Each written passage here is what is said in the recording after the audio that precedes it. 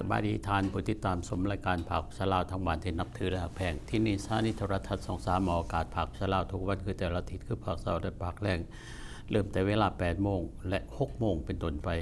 รายการนี้นะครับอนุเคราะห์และส่งขอจากแผนกโทรทัศน์23ของเมืองฟิสโบรของเฮาคณะจัดการข่าวมาเสนอทาน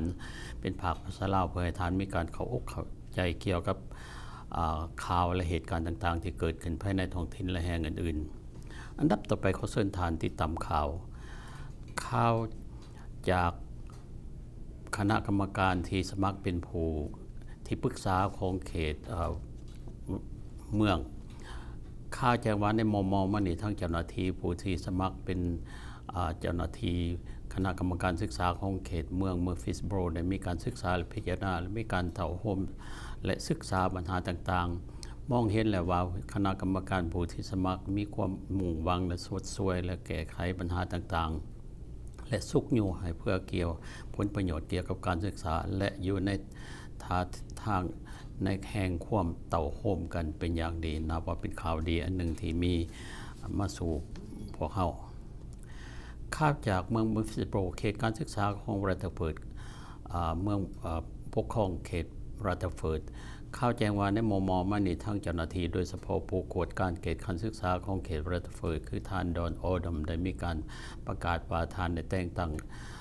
ผู้อำนวยการโรงเรียนต่างๆในสำหรับศกปี 2016-17 นี้มี4ท่านด้วยกันนับไปเป็นข่าวดีหนึ่งที่จะเป็นผู้กำกับและเกี่ยวกับเรื่องลูกหลานที่ทำเพียรในขั้นต่อไปเพื่อเป็นประโยชน์และความก้าวหน้าของการศึกษาของพวกเราเพราะฉะนั้นถึงได้แต่งตั้งอย่างดีข่าวจากเมืองฟิสโบรข่าวแจ้งว่าทานผู้แทนสมาชิกสภาสูงคือทานบิลคิทโรได้มีการเฉลิมฉลองในความพยายามแต่แก้ไขปัญหาต่างๆเพื่อการเสนอเขาหากเป็นทางกฎหมายในรัฐเทนเนสซีคือว่าให้มีการขายเหล้าวายที่อยู่ในบ่อนขายเครื่องอาหารอยู่ในรัฐเทนเนสซีนะว่าเป็นเวลา7 ปีที่ท่านได้มีโอกาสได้ศึกษาและแก้ไขปัญหาต่างๆนี่ภาคก็ได้ผ่านพ้นไปเพราะฉะนั้นการเฉลิมฉลองและรับรู้และการขอเสนอของท่านได้ผ่านพ้นไปด้วยดีข่าวจากเมืองสเมอร์นาข่าวแจ้งว่าทั้งเจ้าหน้าที่ในเมืองสเมอร์นาได้มีการให้เกียรติทำพิธีให้เกียรติแก่ท่านนักบินผู้ที่ได้เสียชีวิตไปในพันในมานี่นักบินที่ว่าได้นำเครื่องบินมาแสดงได้ถือมีการอุบัติเหตุและได้เสียชีวิตในโอกาสนั้นเพราะฉะนั้นทั้งเจ้าหน้าที่เมืองและปวงชนในเขตนั้นพากันเฉลิมฉลองและให้เกียรติแก่ผู้ที่ได้ทำผลประโยชน์และแก่เมืองนั้นเกี่ยวกับการปอนบัตรในฤดูนี้หลายท่านอาจจะเห็นแหละเพราะว่าการปอนบัตรต่างๆเริ่มการเปิดปอนบัตรหัวที่ขึ้นนับแต่เดือนกรกฎาคมวันที่15-30ปล่อยให้ท่านมีโอกาสได้เปิดอยู่ศูนย์กลางบอนกำกับเกี่ยวกับปอนบัตรนั้นเริ่มแต่ 7 โมงเช้า7 โมงแรงและวันเสาร์นั้นเริ่มแต่ 8:52 และบอนอื่นๆนั้นเริ่มแต่9 โมงถึง 6 โมงเพราะฉะนั้นและวันเสาร์ก็เริ่มแต่ 8:52 คือกันท่านจะได้ติดตามไปปอนบัตรตามเขตต่างๆคือสปอร์ตคัมบออยู่บนศูนย์กลางออกบัตรบออยู่ในเมืองและอยู่ถนนวานสตรีทสปอร์ตคัมและอยู่เมืองสเมอร์นาแปลว่าศูนย์กลางเมืองและลาเวิร์นเป็นศูนย์กลางที่กำกับอยู่ในแห่งนั้นและบอนสมาคมเรียลเอสเตอร์คือว่าผู้ขายเฮือนสมาคมขายเฮือนอยู่ในแห่งนั้นอีกด้วยขอให้ท่านติดตามและเอาใจใส่เกี่ยวกับเรื่องนี้ข่าวจากการศึกษาโดยเฉพาะเป็นโรงเรียนประถมหอบกูดทั้งเจ้าหน้าที่โดยเฉพาะนางผู้เป็นผู้กวดการผู้อำนวยการของโรงเรียนหอบกูดมีการเสนอว่าการขยับขยายโรงเรียนต่างๆใกล้จะสิ้นสุดแล้วนับว่าเป็นข่าวดีสำหรับลูกหลานเฮาที่เข้าไปโรงเรียนหอบกูดจะได้มีโอกาสได้ศึกษาและทำเรียนอยู่ในเห็นตึกใหม่ๆที่ซ่อมแซมเรียบร้อยแล้วข่าวจากเมืองละเวิร์นข่าวแจ้งว่าทั้งเจ้าหน้าที่ของเมืองละเวิร์นโดยเฉพาะเป็นผู้ประสานงาน มองเห็นว่าการ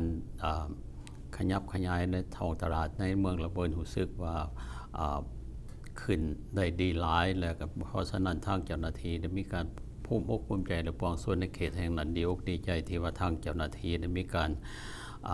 แก้ไขปัญหาต่างๆโดยเฉพาะFarmer Market นั่นรู้สึกว่าดีหลายข่าวจากเมืองมูฟิสโบรข่าวแจ้งว่าทั้งเจ้าหน้าที่ของเมืองมูฟิสโบรมีการประชุมกันอยู่ในเขตการประชุมPatterson Center ได้มีการศึกษาและปัญหาต่างๆขอออกความคิดความเห็นจากปวงส่วนที่อยู่ในเขตนั้นให้ออกความเห็นเพื่อที่จะนำใส่เป็นผลประโยชน์แห่งหนึ่งเกี่ยวกับการบริหารและการขยับขยายในเขตต่างๆข่าวจากคณะกรรมการศึกษาเกี่ยวกับเรื่องการเดินทางและใส่รถต่างๆหรือว่าบริษัท AAA ข่าวแจ้งว่าทางการสำรวจและศึกษามองเห็นว่าน้ำมันที่ใส่ในการใส่รถนั้นรู้สึกว่าแต่ละน้ำมันบ่คือกันเพราะฉะนั้นจะว่ามีการศึกษาและประทานน้ำมันบางแนวก็หมายความว่าบ่เหมือนกันเพราะฉะนั้นทางเจ้าหน้าที่มองเห็นว่าการใส่น้ำมันที่ถูกต้องดีๆก็อาจจะช่วยให้หนึ่งการเกี่ยวกับการเดินทางทางไกลบ่หรือว่าส่วนจากรถบ่และอื่นๆอีกนับว่าเป็นข่าวหนึ่งที่ข่าวมาจากพี่น้องให้เรารู้จักในเขตต่อไปข่าวจาก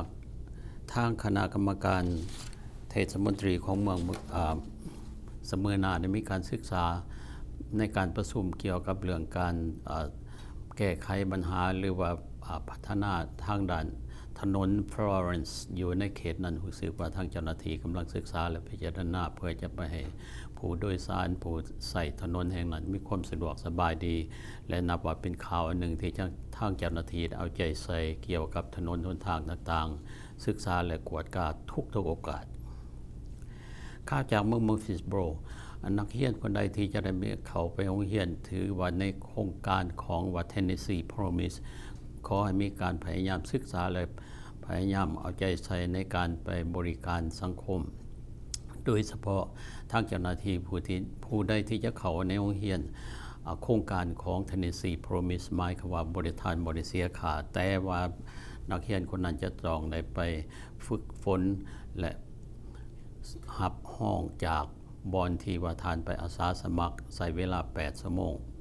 เดือนออกัสหรือว่าเดือนสิงหาวันที่1นี้เดือนออกัสวันที่1จะเป็นวันสุดท้ายที่ว่าทางเจ้าหน้าที่หับเอาผลงานที่ว่าทานได้ไปจบข่าวภาคภาษาลาวของเฮาคณะจัดการข่าวจะได้นำข่าวนี้มาเสนอทานทุกวันเวลาตามเวลาและสถานีแห่งนี้